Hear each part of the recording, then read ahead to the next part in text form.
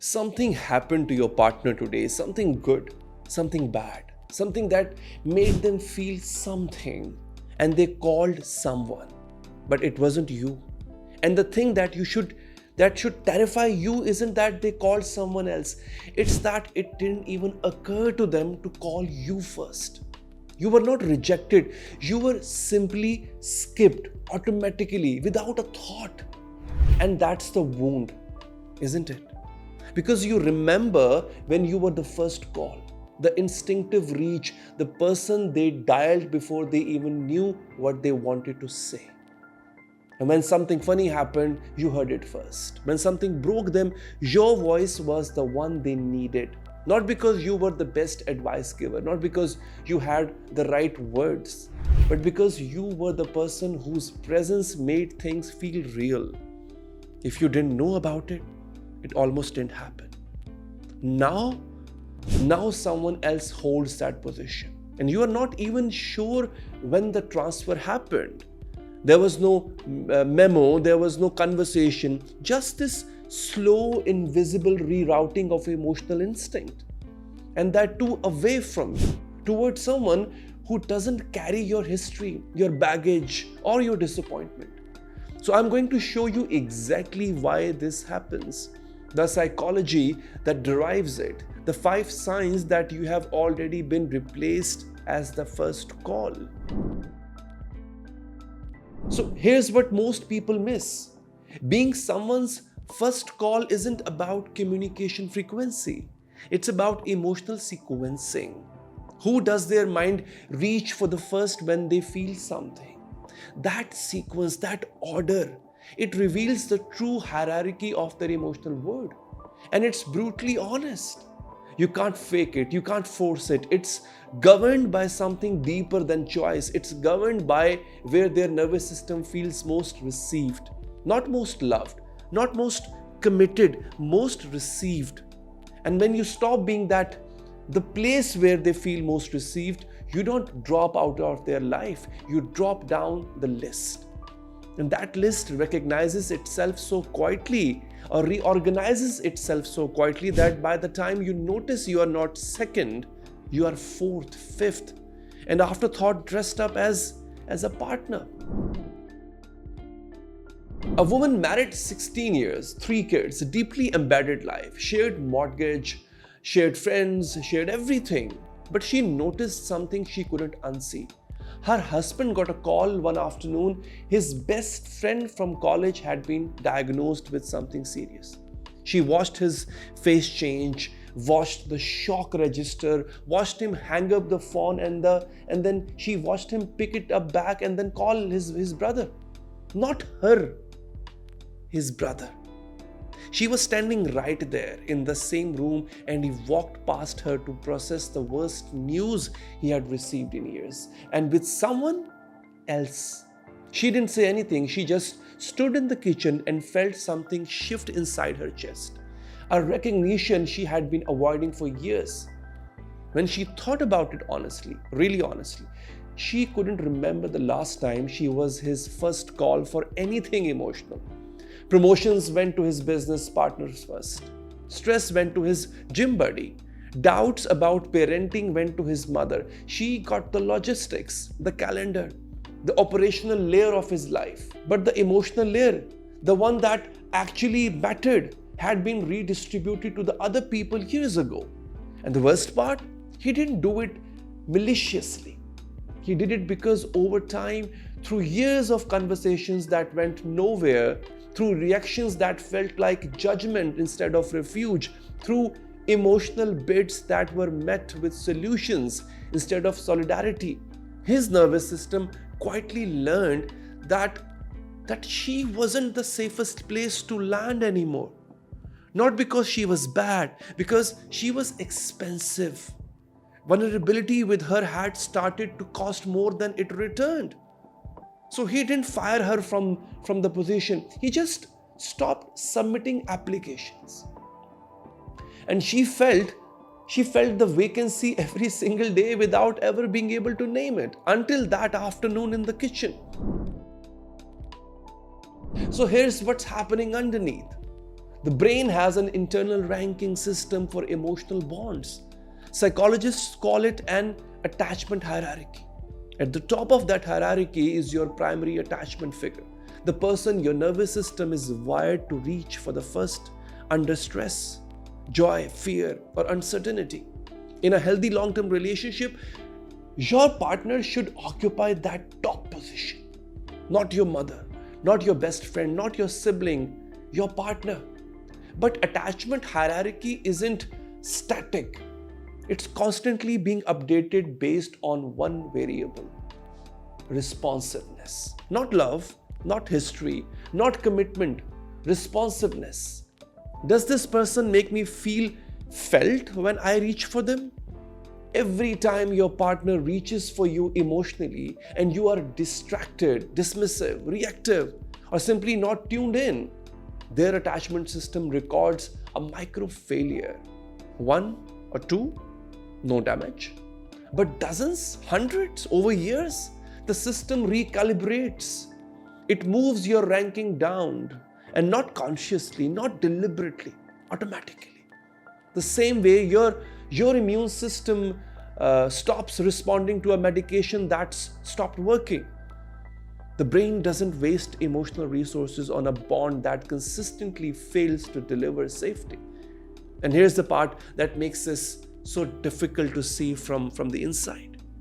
The person being moved down the hierarchy usually has no idea, because the external relationship looks pretty much same.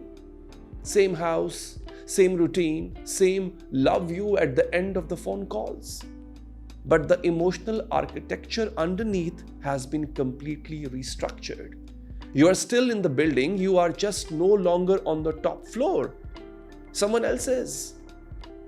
So there are 5 signs you are no longer their first call. Sign number 1, you hear their news secondhand. They got good results from a medical test. You found out when they mentioned it to their mother on the speakerphone. They had a terrible meeting. You pieced it together from a comment they made at dinner, not from a direct conversation.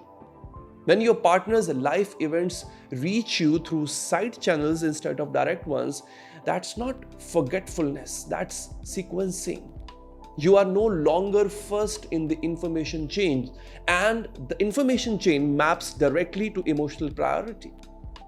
Sign number 2, their voice changes when they talk to certain people. Listen carefully. When they call their best friend, is there a lightness, an ease, a laugh that comes faster and sounds fuller? Now compare that to how they sound when they talk to you. If there is a measurable difference in vocal warmth, energy, and openness, you are hearing the hierarchy in real time. The voice doesn't lie. It relaxes around safety and tightens around obligation. So which one are you hearing? Sign number 3, they process emotions before they get home. And that's important. By the time they walk through the door, the feelings have already been felt, discussed, and resolved. And that too with someone else. You get the post-processed version, the calm summary, the yeah, it was a rough day, but I'm fine now. You didn't get the raw version, the cracking voice, the uncertainty, the need. Someone else got that. You got the edited cut. And the edited cut is what you have, what you give to people you are managing, not people you trust. Sign number 4, they hesitate before sharing with you. There is a pause, a micro calculation. You can almost see them deciding in real time. Do I tell them? Is it worth the reaction? Will I get what I need, or will I regret opening this door? That hesitation is the most honest signal in any relationship. It means that their nervous system is running a cost-benefit analysis on vulnerability with you. And the fact that it's even a question means you have already lost the automatic access you once had. Sign number 5, important one. You feel the absence, but you can't prove it. This is the cruelest sign. Nothing is technically wrong. They are not cold, they are not distant in any measurable way, but something is missing. A warmth that used to be automatic, a gravity that used to pull them towards you. You feel like you are standing in a room that used to be full and now echoes. And when you try to bring it up, they say everything is fine. And they are not lying, because for them everything is fine. They have already redistributed the gap you feel, they filled it. Just not with you. So here's the truth no one tells you. Being someone's partner doesn't make you their first call. Being someone's first call is earned daily through consistent emotional responsiveness. And the moment you assume it's guaranteed is the moment you start losing it. You were not replaced because someone better came along. You were replaced because someone more responsive showed up. Someone who listened without fixing. Someone who asked without judging. Someone who was simply available. Not in a romantic way, in a human way. They offered what you stopped offering. The feeling of being emotionally received without cost attached. That's it. That's all it takes. Not an affair, not a betrayal, just someone who made your partner feel heard on a day when you didn't. If you are realizing this is your relationship, here's what you need to understand. You cannot demand your position back. You cannot guilt someone into making you their first call again. Why didn't you tell me first? That question doesn't repair anything. It punishes them for an adaptation your behavior created. What repairs it is this: you start responding differently.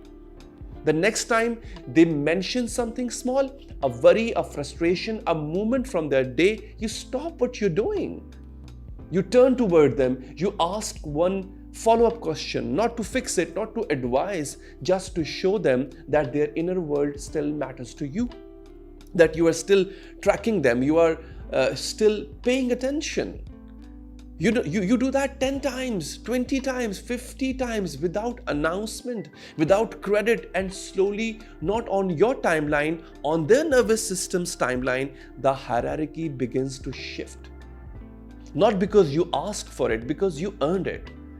But if you have waited too long, if the redistribution is complete and someone else now occupies that top position permanently, then you need to face something harder. You are not in a partnership. You are in a residency. And residencies don't require emotional access. They just require a shared address.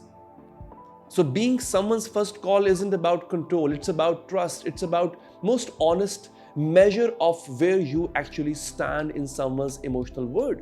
Stripped of obligation, stripped of routine, stripped of everything except instinct.